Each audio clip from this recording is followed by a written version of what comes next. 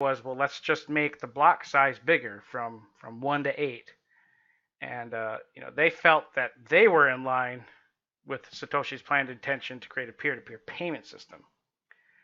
Now, this is just it's almost silly how this thing begins to pan out, because we then get these camps drawn, and then this no 2x movement starts, and they don't want this branch to happen, this SegWit 2 hard fork to happen. They seriously opposed to it, and a lot of it has really not, from what I was doing my research and what I remember all of this, it almost had nothing to do with the scalability issue. This had everything to do with the politics of the coin. Was that the entire purpose of cryptocurrencies was to have a decentralized type of anonymous place where basically you can have money and currency yourself and not be bothered by government, or not have a currency influenced by central banks. This is those are a lot of the big lures for cryptocurrencies.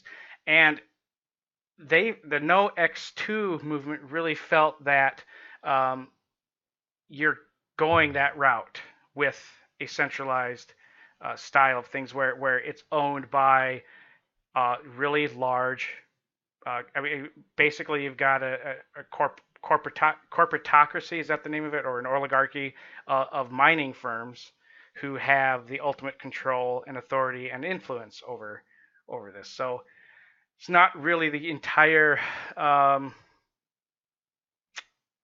philosophy being followed there by their argument. Their argument was that they were just trying to create the system that they felt that Satoshi Nakamoto wanted, which was a peer-to-peer transaction system. Anyways, the New York agreement was when where are my notes again? Sorry.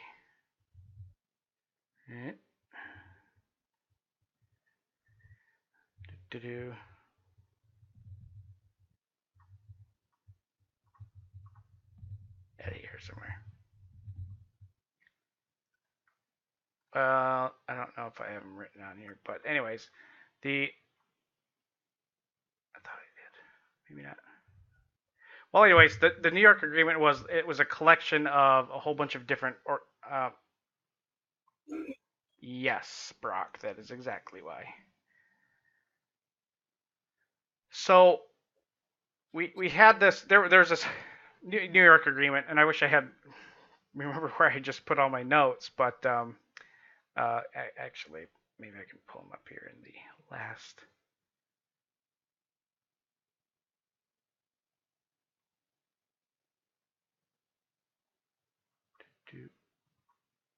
No, give me one moment.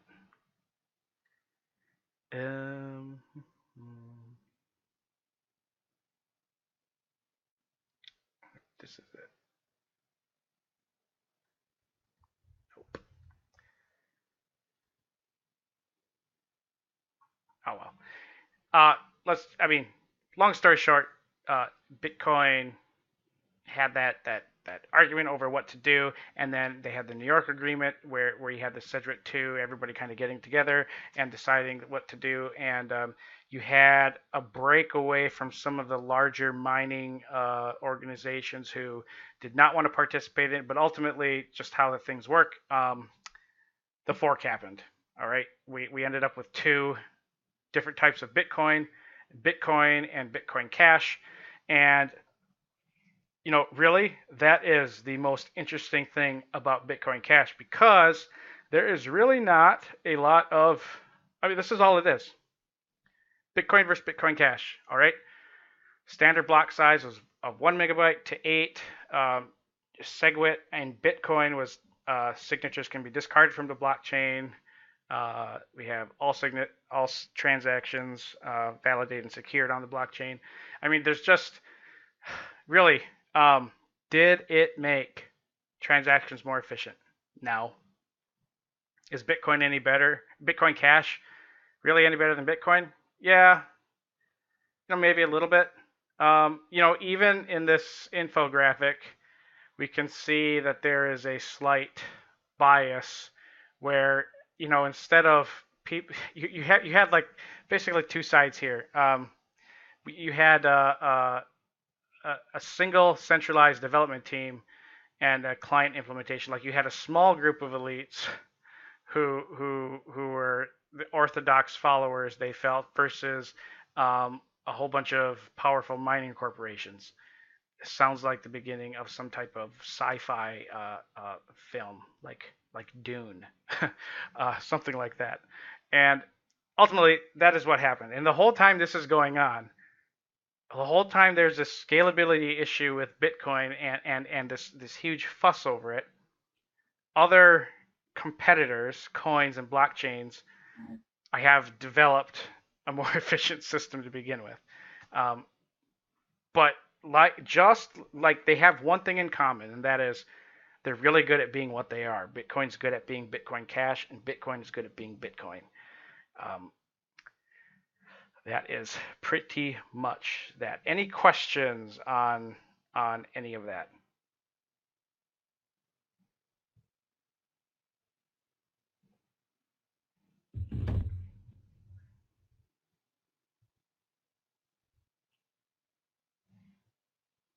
Nope. All right. So let's take a peek at Bitcoin's chart. We'll do it with the tether. Tether currency is the tether crypto coin is a coin that is attached to the exact same value as the US dollar. I think the coin is shady as heck. um, it's weird, but anyways, we can get a dollar estimated dollar value of Bitcoin Cash. Bitcoin Cash, it's it doesn't move a lot. Um, when it rose when Bitcoin was having its big old rise, and then it sold off when Bitcoin had its sell off. And I actually dumped in here the force index, the Elders force index that Mark was talking about too, because maybe I could expand a little bit on it because he didn't have enough time to. Um, but it's there is one thing about Bitcoin Cash that is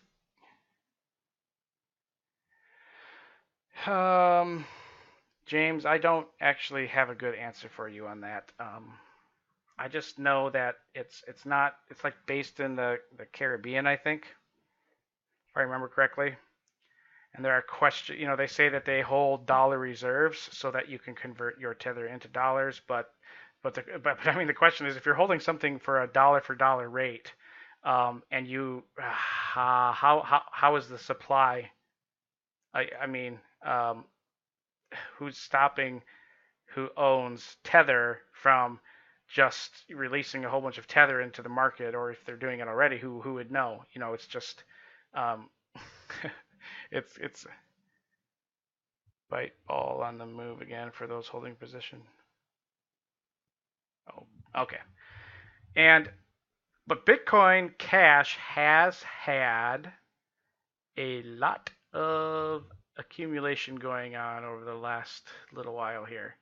We've had it's been stuck in this consolidation, but there's clear evidence of this coin being accumulated.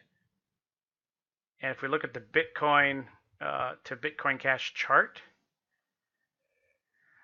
so this is the performance of Bitcoin Cash against Bitcoin.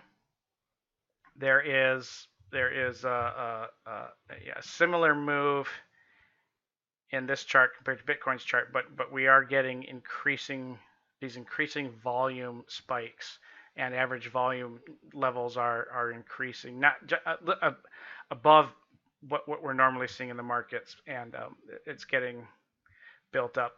There was one little piece of Bitcoin's history that I didn't get put on there, and that was anybody around? This didn't happen very long ago when Bitcoin Cash was put on Coinbase.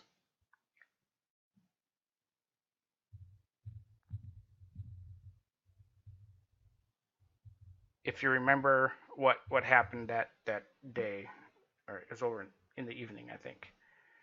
That was a pretty funky move. Coinbase had a little bit of a hiccup with everything, and they had to do some internal investigating because there may have been some insider trading going on with Bitcoin and I or with Bitcoin Cash and Bitcoin, because I remember like it was within, oh man, under an hour that I was still trading, checking my positions, just doing research, getting yelled at by my wife for not having good work to home boundaries, um, and uh, and then all of a sudden I'm getting ready to put my laptop away, and I just see this random aberration of Bitcoin just like dumping, and I'm like, well, what the heck is going on here? Nothing on the news, couldn't find any reason for it, and then all of a sudden Bitcoin Cash comes into the market. It's Coinbase puts it out there, so that was a little weird, you know, just a little weird. I mean, it wasn't like, if anybody trades forex, it wasn't like like you have those big moves before there's economic news releases that happen pretty much every day. There wasn't any like huge things like that where things are if things move during news releases. This was not planned or announced by anybody. I mean, we knew it was happening. We just didn't know exactly when it was going to happen, and then all of a sudden, bam, uh, there was some sneaky stuff going on there.